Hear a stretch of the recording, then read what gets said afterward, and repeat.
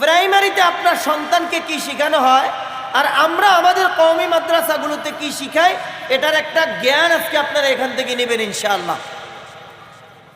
প্রাইমারিতে 1 থেকে 5 পর্যন্ত 5 বছর, 1 থেকে 5 পর্যন্ত কত বছর? 5 বছর।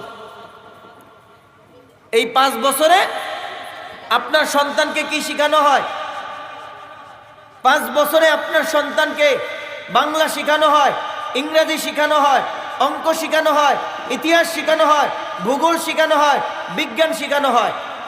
পাশাপাশি কওমি মাদ্রাসাগুলোতেও এই 5 বছরেই কওমি সিলেবাসে, নুরানি সিলেবাসে বাংলা শেখানো হয়, অঙ্ক শেখানো হয়, ইংরেজি শেখানো হয়, ইতিহাস শেখানো হয়, ভূগোলও শেখানো হয়, বিজ্ঞানও শেখানো হয়।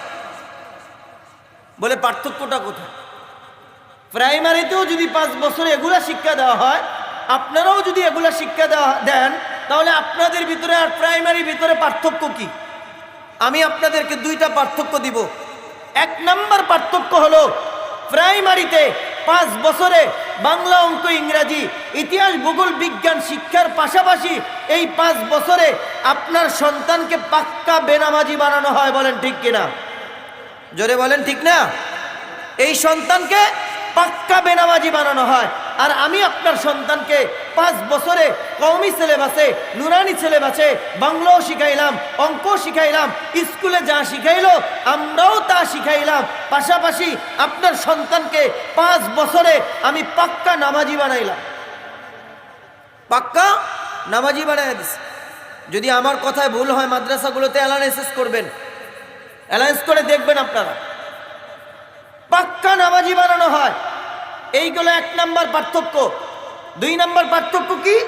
2 নম্বর পার্থক্য হলো প্রাইমারিতে 5 বছরের সিলেবাস শিখানোর পরে এক একটা শিক্ষক সরকারের থেকে 20,000 টাকা বেতন খায়, আর এক শিক্ষা ব্যবস্থায় 20,000 টাকা বেতন খেয়ে আপনার সন্তানকে পাক্কা বেনামাজি বানানো হয়। বলেন ঠিক কিনা?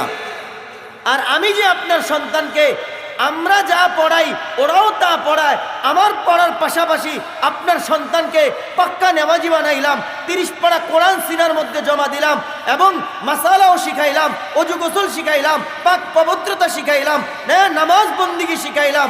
এই যে 5 বছরই শিখাইলাম, সরকারের 1 টাকাও আমি নেই না। বলেন ঠিক কিনা? জানেন না আপনারা? এই যে এই মাদ্রাসার শিক্ষক গড়ে সরকারে কয় টাকা দেয় প্রতি মাসে? জোরে বলেন না মিয়ারা? 1 টাকাও দেয়নি।